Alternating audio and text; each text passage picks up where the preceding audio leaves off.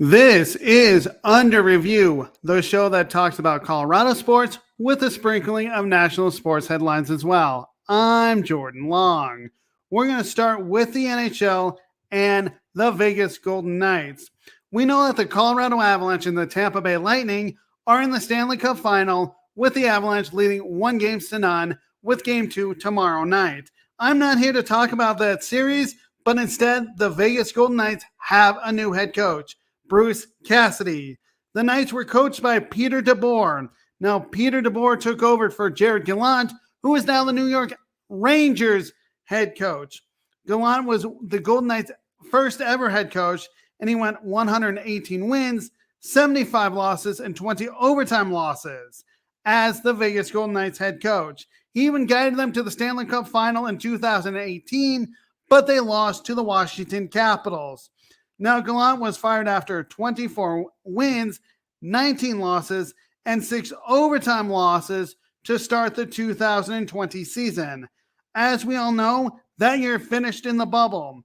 Anyway, DeBoer took over and guided the Golden Knights to 15 wins, 5 losses, and 2 overtime losses. So DeBoer was 15 wins, 5 losses, and 2 overtime losses.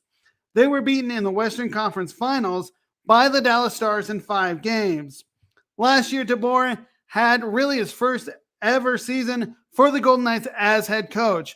And by the way, it was a 56-game season, and all the games were played within your division. Well, DeBoer went 40 wins, 14 losses, and 2 overtime losses, and they advanced to the Western Conference Finals and lost to the Montreal Canadiens. A little bit weird that they were playing a Eastern Conference team, but hey, you know what? That's how the NHL rolled last year, and they were beaten in 6 games. This year, there were high expectations for the Golden Knights. They ended the year at 43 wins, 31 losses, and 8 overtime losses. So 43, 31, and 8 for 94 points. Now, the 94 points were 3 behind the Nashville Predators for the second and final wildcard spot in the Western Conference. Most franchises would have kept a coach who took them far into the playoffs and almost into the playoffs. But it was the first year that the Golden Knights franchise didn't earn a playoff spot, and they felt, you know what, it's time to let DeBoer go. Now, remember that the Golden Knights' first year was in 2017 to the 2018 season. Anyway, because of the poor season and not meeting expectations, DeBoer was let go. He finished with a record of 98 wins, 50 losses, and 12 overtime losses, a winning percentage of .650. The Vegas Golden Knights were quick to get his replacement, Bruce Cassidy. Now, Cassidy isn't a bad hire. He has NHL head coaching experience. He coached the Washington Capitals and Boston Bruins. Washington, he lasted from 2002 to 28 games into the 2003-04 season. Then Cassidy was with the Boston Bruins the past 6 years, and they never missed the postseason. In fact, Boston went to the final in 2019, but lost to the St. Louis Blues in 7 games. I was very surprised that Boston decided to part ways after a first-round loss, and it was disappointment for them. But the fact of the matter is, you went to the postseason. As a guy that watches hockey, I want a guy who is playing meaningful games and coaching meaningful games behind the bench. 6 years is impressive. So why didn't they keep him? I have no idea. They wanted postseason results and didn't get it. As for the Vegas Golden Knights, they hired him. Cassidy's overall record in the NHL as a head coach is 292 wins, 155 losses, 9 ties, and 53 overtime losses. Cassidy should be able to coach and help this franchise to the playoffs. You want to win the cup? Well, Cassidy could be the guy to do it. My question, though, for the Knights is, why didn't they look at Barry Trotz? Trotz is still looking for a job, and he's a Stanley Cup winner. Trotz has 15 years of NHL head coaching experience with the Nashville Predators, Washington Capitals, and the New York Islanders. Trotz's overall record is 557 wins, 479 losses, 60 ties, and 100 overtime losses. Trotz took his team to the postseason 14 times and won 1 Stanley Cup. It would have made sense. Trotz, though, was still looking for a job, but the Golden Knights felt that Bruce Cassidy was the guy moving forward. So good luck to them. We're going to move on to the Chicago Cubs. Now, that is the Confidential team, which if you watch the Sideline Sports Network, that is at 9 p.m. Mountain Time and 11 p.m. Eastern Time. We want David Ross go. Now, the people in the Confidential are Jacob Krishner, Steve Chawanda, Jennifer Matthews-Lewis, JB Ellis, and myself. We have wanted Ross to be gone. Now, Ross became the Cubs manager on October 24th, 2019. Personally, I didn't get the move. You let go of Joe Men after 5 years. Men went 471 wins, 339 losses from 2015 to 2019. Of course, the Cubs earned a playoff spot 4 times and won the World Series in 2016. I was hoping for a guy with experience as a manager. Hello, Cubs. Why didn't you go after Joe Girardi? Ross didn't bring that to the Cubs. He's been a catcher and also a broadcaster. The only baseball knowledge he had playing was as a catcher. That lasted from 2002 to 2016. During his playing days, Ross won 2 World Series, 2013 with Boston and 2016 with the Chicago Cubs. Chicago brought him in because he was a familiar name from his time with the organization. His first year, which was in 2020, really shouldn't count. You're probably thinking, well, why shouldn't it count? Well, it was a COVID-shortened year, and the Cubs went 34 wins and 26 losses, and they actually did win the National League Central Division. But it wasn't a full Major League Baseball season. They lost to the Miami Marlins. That is the Miami Marlins in the best 2 out of 3 in the wild card series. Last year was more of a true test of what kind of manager Ross was. Well, the Cubs ended at 71 and 91. This year, expectations were very low. All of these stats that I'm about to tell you are going into today's games and tonight's games. The Cubs didn't make any major moves during the offseason. Right now, they stand at 23 wins and 40 losses. Let's see how bad the Cubs are playing as a team under David Ross. Offensively, their team batting average is .242, 16th in baseball. They have smacked 64 home runs, 17th in baseball. Okay, so the offense hasn't been the problem. It has, but it hasn't. If you're looking at that, that is average stats. Now, pitching-wise, Ross tends to go to his bullpen way too soon. Starters, and I have seen this, are taken out of the game after 70 to 80 pitches when they still have it. Then the bullpen blows it. This is why they are struggling. As a team, their total team ERA, so their total team ERA for pitching is 4.95, 26th in baseball. Their starting ERA is at 4.97, 25th in baseball. So starters don't get the job done at 4.97, but the bullpen has been the Achilles heel. Their bullpen ERA is 4.92, 29th in baseball. Only Cincinnati is worse with a bullpen ERA of 5.15. Ross needs to be should be fired. Jed Hoyer needs to send a message and fire David Ross. The problem is Jed Hoyer, who's the general manager and president of baseball operations for the Cubs, has said he's not going to. I don't understand why he wouldn't. This is a lost season, and there's no way for the Cubs to get back in it. At the trade deadline, they're going to be sellers. Really, I'm looking at Wilson Contreras as the only trade value that they have. What happens next year if they start out the same way? Will Hoyer fire him then? I have to think no, just because of the way it's been going. As for David Ross, when he is fired by the Chicago Cubs, because it will happen at some point. Go to the minors, coach college baseball. You need that experience. I just don't understand why the Cubs thought he was the right choice. The only knowledge he has is as a catcher. It hasn't worked. Please let David Ross go. There will be more pressure by fans and the media the longer the Cubs stay with David Ross as their manager. It's just time to let go.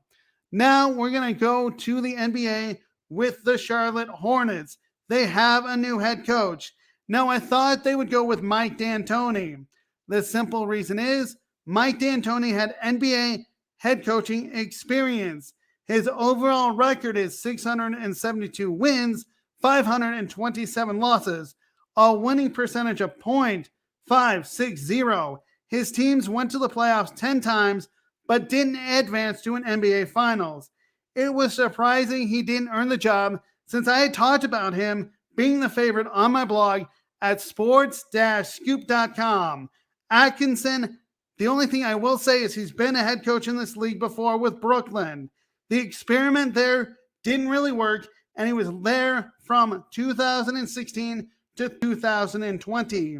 His overall record with the Nets was 118-190, a winning percentage of .383. Now, he had one playoff appearance in 2019, but it was a first-round exit to the Philadelphia 76ers in 5 games. At least you got that coach in the NBA playoffs. But in 2020, we know it was a COVID-shortened year where they finished the season in the Orlando bubble. He was let go. That is, Atkinson was let go when the Nets were 28 wins and 34 losses. Mike D'Antoni's record shows he gets the results from his team. More wins and more playoff appearances. Another guy that would have made more sense than Kenny Atkinson was Frank Vogel, who has coached the NBA level for 11 years. He was with Indiana from 2010 to 2016. The Pacers made the playoffs 3 times with him. Twice they advanced, to the Eastern Conference Finals. Unfortunately, they weren't a match for the Miami Heat.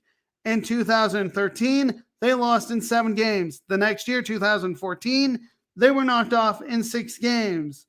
The Pacers moved on from him following a 45-37 season in 2016. Sure, they made the postseason, but it was a first-round exit to the Toronto Raptors. His next stop was Orlando, and honestly, it was a poor choice for Vogel to go there. He didn't have success. 54 and 110 in 2 seasons there. The Magic fired him after 25-57 finish in 2018.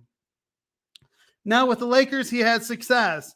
Not this year, but in general, he had success. 2020 NBA champions.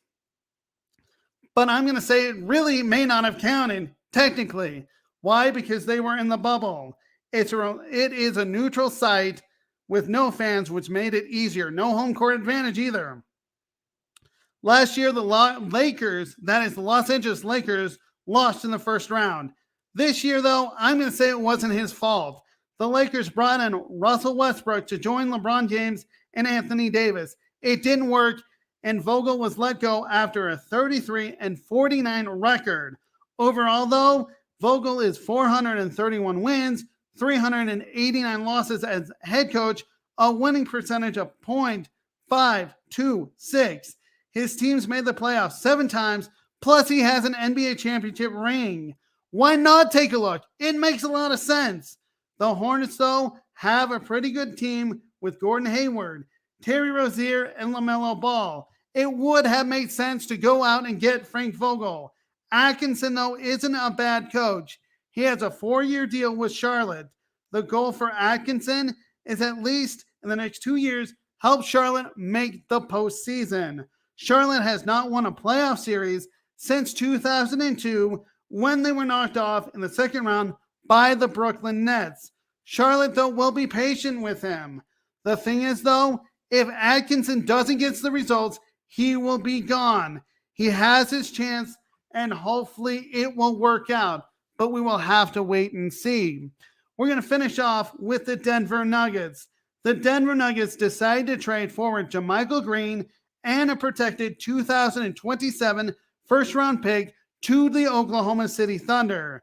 The Thunder sent the 30th pick in this year's draft and 2 future second-round picks. The reason why I like this trade is Green was mostly a bench player. He has played with the Denver Nuggets for the past 2 seasons. Green played in 125 games for the Denver Nuggets and only started 13 games. Let's look at this past season. Green appeared in 67 games and started 8 of them. In those games, Green averaged 16.2 minutes per game, scoring 6.4 points per game.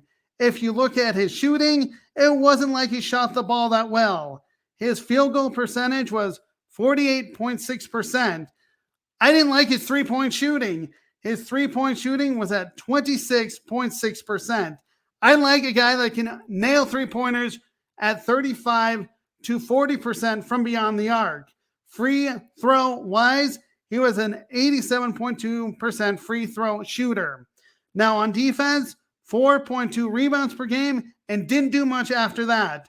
Looking at the postseason, this year's postseason, the Nuggets lost in 5 games to the Golden State Warriors, who, by the way, just won the NBA championship. Green averaged 13.8 minutes and scored 4 points per game in the playoff run. So I think this was a great trade for the Nuggets. Not only do the Nuggets have the 21st pick, but now they have the 30th pick in the NBA draft, that is, and they have 2 future draft picks. This was all for a bench player. With Green gone, the Nuggets saved around $8 million in cap space. That isn't bad. This can help the Nuggets when free agency starts. The Nuggets, though, can be flexible. I think those 2 picks could help bring in another player by trade, so you could trade those 2 picks and actually get a better player. The Nuggets know they will have Jamal Murray and Michael Porter Jr. back at some point, and that will have a big 3 with Jamal Murray, Michael Porter Jr., and Nikola Jokic, but you could add another shooter. That would make this team more dangerous and a bigger threat to win the NBA championship. I think if they're going to make a trade, one or both of the first-round draft picks have to be there. The Nuggets now have 2 draft picks where they could pick a player or trade. Of course, those are your only 2 scenarios. You could trade off the picks or you could pick a player, but I think the 2 draft picks will be involved in trades if they want to get a superstar. A trade seems more likely. Who could the Nuggets get? Who knows? They want to fill in needs to become an even better team. I don't think the Nuggets are done trading. General Manager Calvin Booth is going to listen to offers. That doesn't mean he's going to make offers or even say, hey, let's make that trade. He's going to listen. But there are 2 players that the Nuggets may want to consider trading. Monte Morris is one. He's a point guard, and he played well while Jamal Murray was out. The thing is, though, the Nuggets have Jamal Murray especially healthy, and they have Monte Morris. Morris is a great point guard. He played well with Jamal Murray out. The thing is, though, the Nuggets have Murray and Bones Highland. Highland played well in his rookie year, averaging 10.1 points per game and 2 assists per game. That could leave Monte Morris as the odd man out at the point guard position. Denver could look to move Morris for even more draft picks. Why not? You already have 2. Let's say you trade the 2 draft picks and even get more for future. Why not? It could make sense. The Nuggets, though, don't need that many ball handlers. Another guy they could look to deal is Will Barton. Don't get me wrong. Will Barton is a pretty good player, and he averaged 14.7 points per game this past season. Barton's problem, though, was the fact that he could either shoot the Nuggets in a game or shoot them out of a game. He would rather take a 3 if it's contested than find his teammates. Don't get me wrong. He will look for his teammates, but that's not saying he doesn't pass the ball around. He shot 36.5% from the 3-point line and had 3.9 assists per game.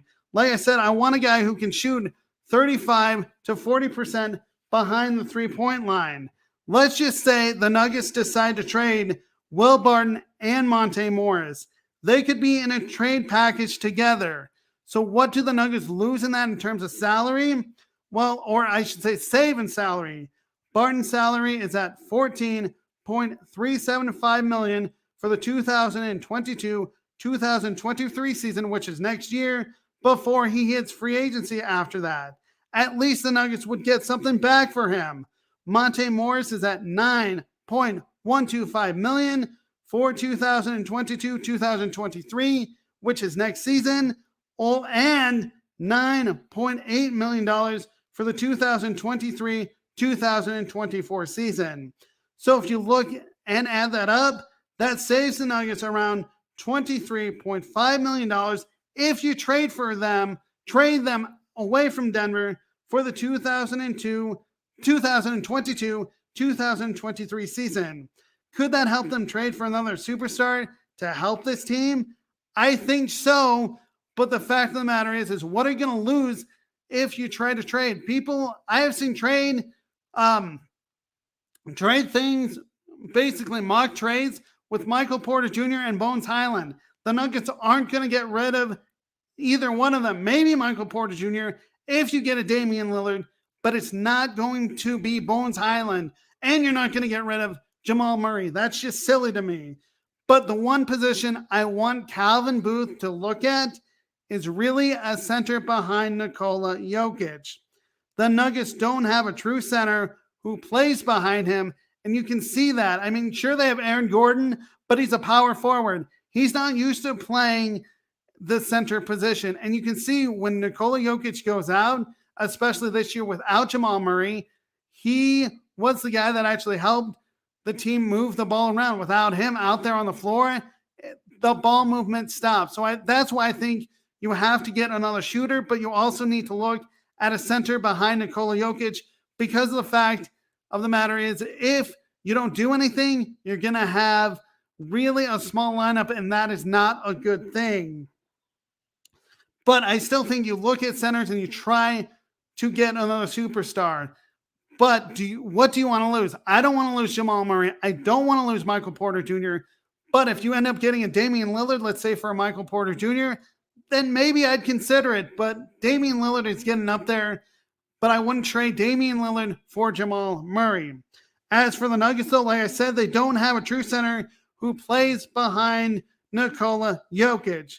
For the Nuggets, though, they are in good hands with Calvin Booth as their general manager. He's going to look at areas to improve this team, and they didn't do that bad with Jamal Murray out. A lot of people thought that they would be in the play-in tournament. Nope, they got the 6th seed when they went 48 wins and 34 losses, so that in itself is an accomplishment. Calvin Booth would love nothing better than to turn the Nuggets into a deep threat to win the NBA championship. Of course, the NBA draft is on June 23rd. We will have to wait and see who the Nuggets draft or if they make some trades. As of right now, the Nuggets have 2 selections in the first round, but like I said, I can't imagine they're going to keep them. It will be up to Calvin Booth if he wants to keep those 2 picks. After that, free agency will start. I do think that the Nuggets are going to be aggressive in free agency to actually improve the team. This has been Under Review. I'm Jordan Long. Read my blog that I write Mondays through Thursdays with podcasts on Fridays at sports-scoop.com.